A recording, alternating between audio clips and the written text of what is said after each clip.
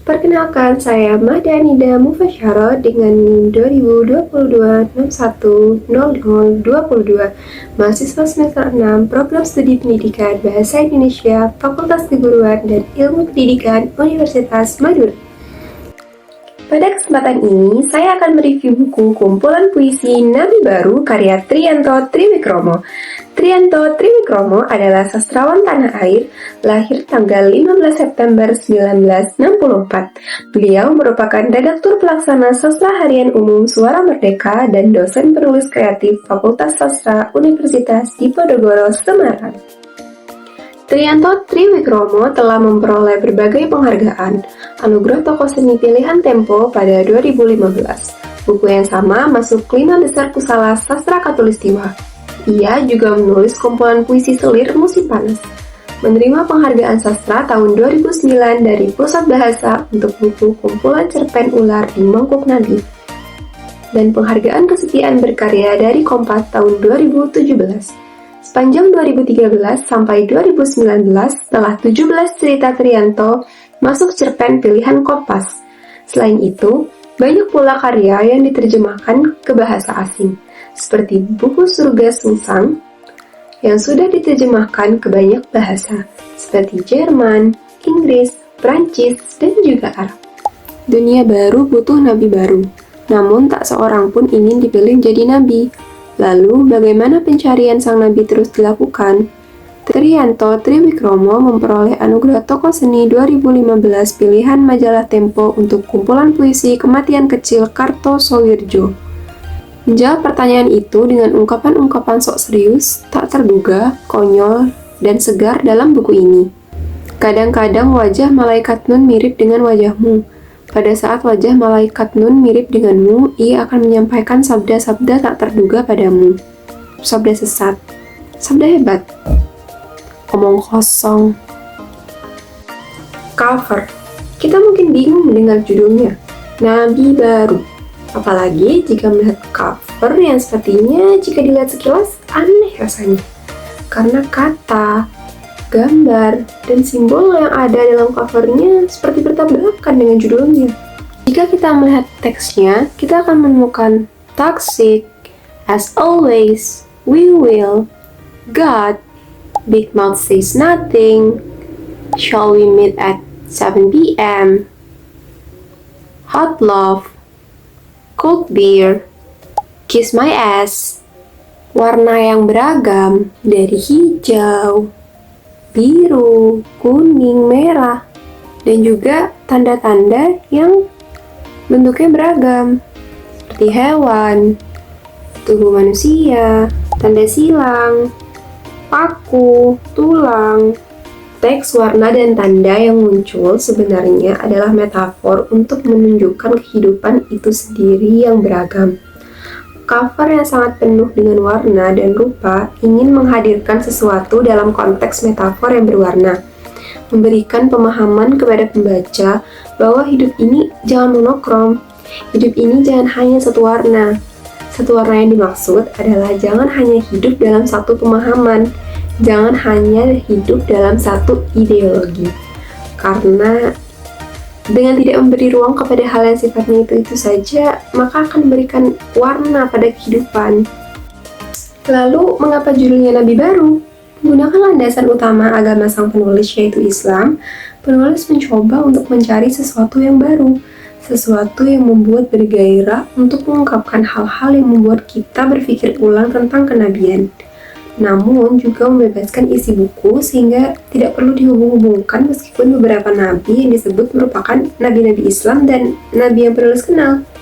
Karena jika kita ingin paham apa isi buku ini, sepertinya kita mau tidak mau harus memahami kitab-kitab yang lain juga. Nabi Baru menjadi ruang untuk mengungkapkan gagasan agar orang menengok, mengetahui cara beragama, bagaimana orang berelasi dengan nabi, bagaimana berelasi dengan Tuhan, yang pada akhirnya pembaca akan diajak untuk berpikir dan menemukan jawabannya sendiri tentang masih pentingkah kita beragama, masih pentingkah kita punya nabi, atau masih pentingkah kita punya Tuhan. Di sini mengkonsepkan bahwa manusia sebagai makhluk terbatas. Pada titik tertentu, orang juga punya batas. Jika kita melihat isi puisi ini secara tidak langsung, bait puisi yang ada pada buku berbeda-beda. Seperti frasa orang menangis 4 baris, setelah gempa itu 8 baris, hijauan kiamat 7 baris, meracau doa merah 4 baris. Lalu semakin ke belakang bait puisi semakin tidak beraturan. Karena pada titik tertentu penulis ingin kita sadar bahwa manusia itu mempunyai batas yang tidak dapat selalu memenuhi keinginan. Buku ini seperti perjalanan. Karena buku ini seperti perjalanan, tentunya kita harus runtut membaca puisi dari awal.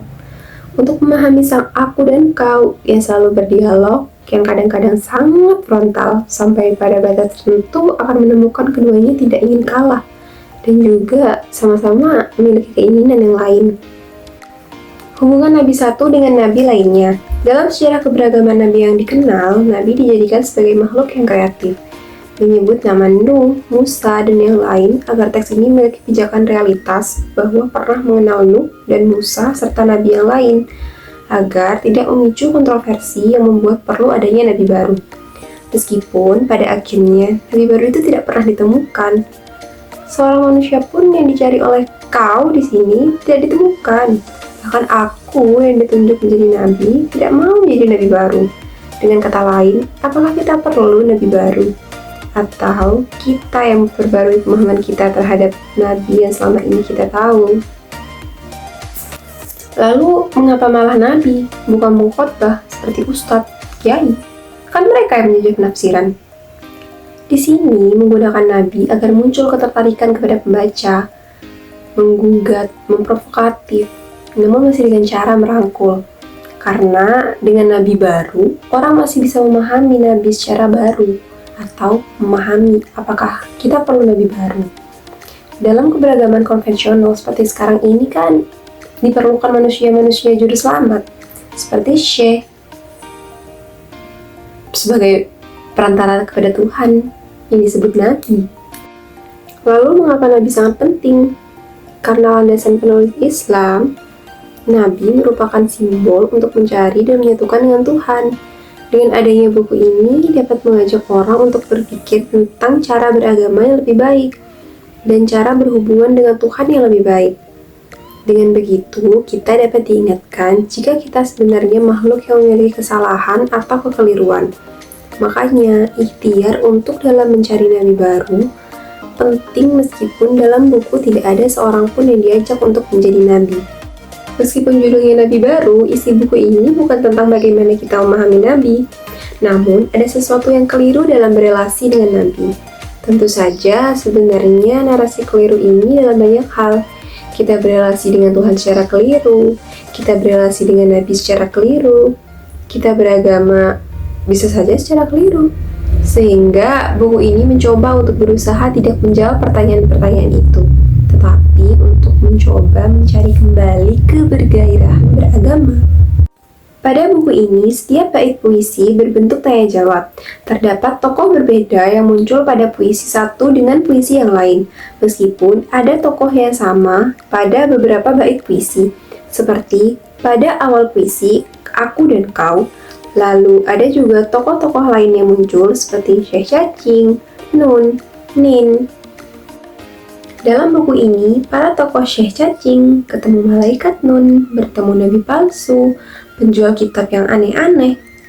Proses pencarian cahaya yang meskipun pada akhir perjalanan masih mendapatkan keraguan yang tidak terjawab. Pencarian cahaya ini belum ditemukan. Layaknya tingkah laku atau perbuatan seseorang untuk menemukan cahaya. Cahaya pada puisi halaman 11 dan halaman 12. Kenapa cahaya? Karena hampir semua agama di seluruh dunia ini menggunakan cahaya sebagai metafora untuk menjelaskan ilahi, kesucian, dan juga petunjuk. Hanya, Kaulah yang menciptakan kematian, katamu. Bukan aku, Kaulah yang dari ujung cahaya memandu keranda-keranda besar menyongsong kematianku. Juga tak pernah kuciptakan makam di balik gunung. Tak pernah kulahirkan dongeng-dongeng tentang pembunuhan. Katamu lagi, tak pernah kutelegakkan syahwat pembantaian di medan pertempuranmu. Kau takut pada kematian. Aku tak pernah takut pada kematian. Karena kau merasa tak akan mati. Karena aku tak pernah mau berurusan dengan kematian. Jangan sok dikdaya. Kau tak pernah merasa perkasa. Jangan sok suci. Kau tak pernah merasa suci. Aku hanya burung, aku hanya embun, aku hanya daun-daun. Puisi halaman 27 tadi merupakan lanjutan dari puisi sebelumnya. Lagu penuntut kematian, ayat-ayat nanas, yang artinya keberadaan sang ilahi dalam konteks beragama selalu dihubungkan dengan kematian dan keberadaan. Namun dalam konteks ini, sang ilahi atau Tuhan, dia tidak ingin menunjukkan bahwa dirinya adalah yang maha segala. Karena terkadang jarak antara kita dengan sang pencipta atau Tuhan ini selalu dipahami memiliki tingkat yang sangat jauh, memiliki kekuatan yang sangat luar biasa. Cara kita memahami beragama akhir-akhir ini sangat keras, sangat berkaitan dengan kekuatan yang besar. Buku ini ingin memperkenalkan bagaimana pentingnya keilahian sebagai kelembutan, bahwa sesuatu itu tidak sebesar itu, tidak seperti itu, tidak semenakutkan yang kamu bayangkan.